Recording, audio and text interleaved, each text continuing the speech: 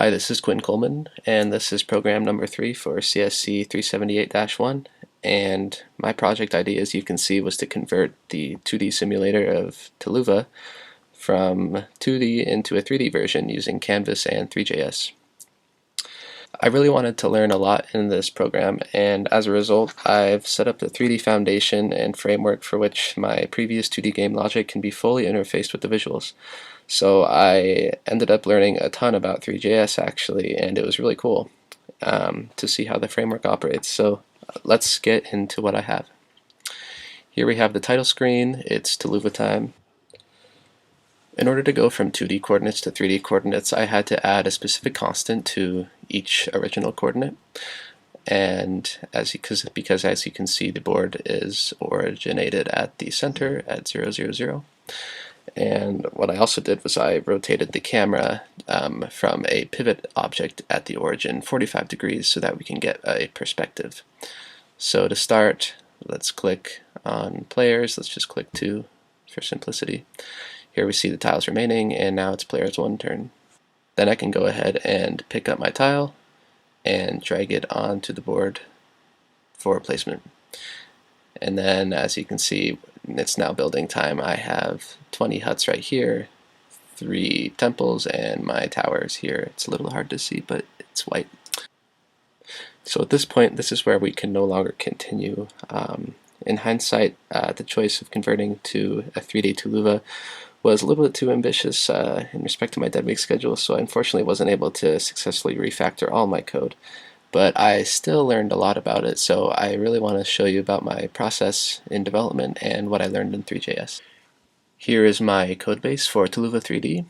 What I did was I split my super long script into 4 separate files here.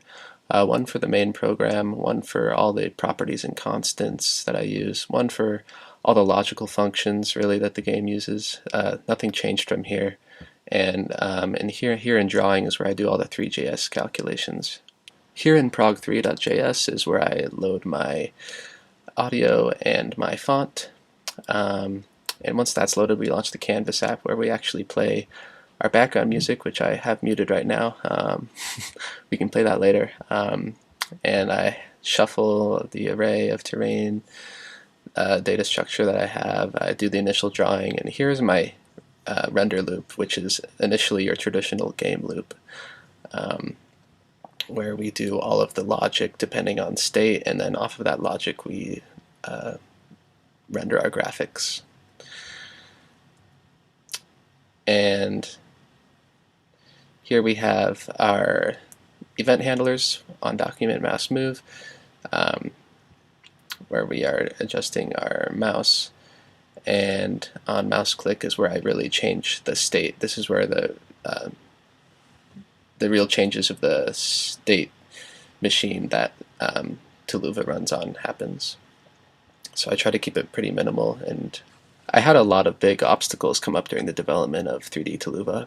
One of them was the draw screen method that I had in Taluva 2D.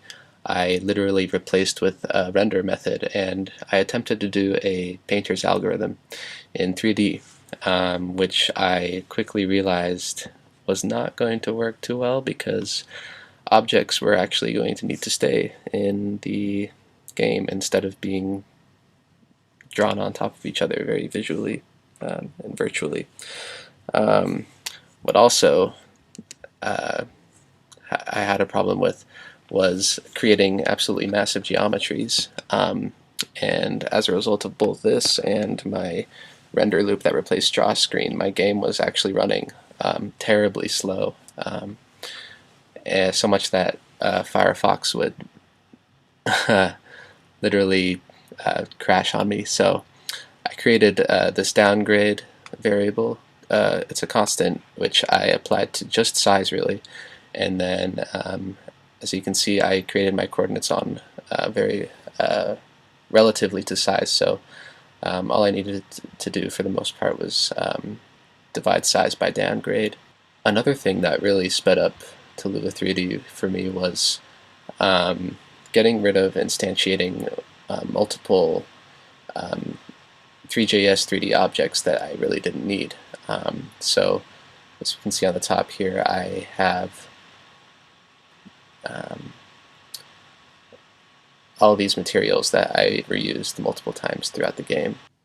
So now I want to get into how I utilize Three.js in my app and my design process.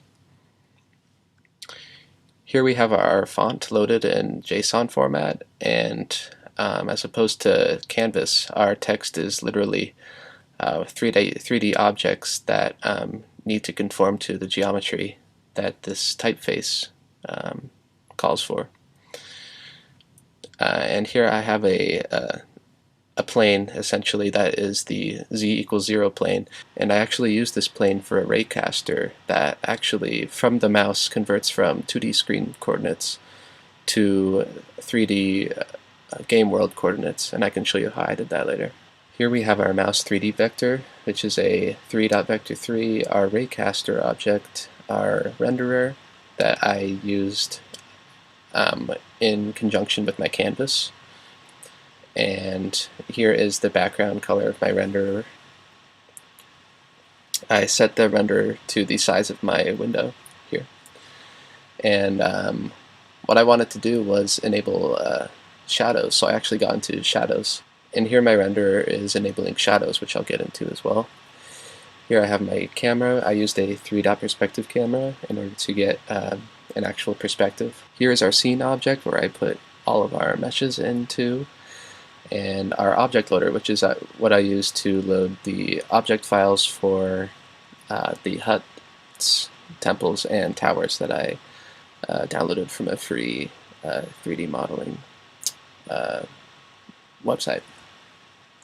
Here's my camera pivot that I used to rotate the camera. I used ambient lighting to overall sense light in the scene, give the objects color. And then I use the spotlight here to actually give objects shadows and depth. So I was trying to actually get shadows to cast from the hexagon tile while you're holding it onto the board. But I feel like there are more complicated tools out there than what I was using for that purpose, but I was still able to get the general shading on objects from this. Here's where I used post-processing. I learned about the composer, which can use render passes to essentially use these shaders, and Three.js has tons of shaders at their supply, so I experimented with lots of those, and I really like the Vignette shader. Here I have our reusable materials.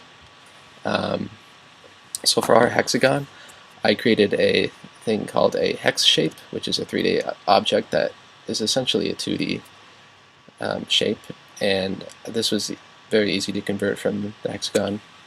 And you can use extrude settings with this shape, and then it can create a actual 3-dot geometry out of that. So that's what I did. And then as you can see here are all my functions that I converted, mostly straight from 2D coordinates. We have our draw background, draw tile, draw player none prompt, all of these, and I reused meshes, geometries when I could. Here in my translate and move hex mesh is what I actually call once I click a spot on the board to place a tile.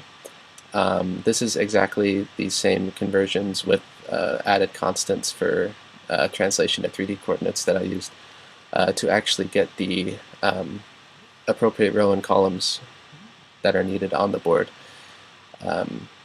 to place these tiles. And what I used here was scene.traverse in order to go through all the functions, and then within this you can call such things as object opposition dot whatever coordinate you like to actually change the coordinates. That took me a little getting used to, since I was trying to change the coordinates from the mesh itself outside of this traverse method that was not working. So that was a tour through my game and codebase. I still have a lot of the groundwork to do of actually finishing and connecting the logic to the game. but I'm still happy I could get all the 3D rendering and recasting implemented and actually understood. Once again, I really wanted this project to be a new learning experience for me, and while the deadline for this project is today, I'd like to continue and expand this game, and while utilizing hopefully more of THREE.js and WebGL. So, thanks.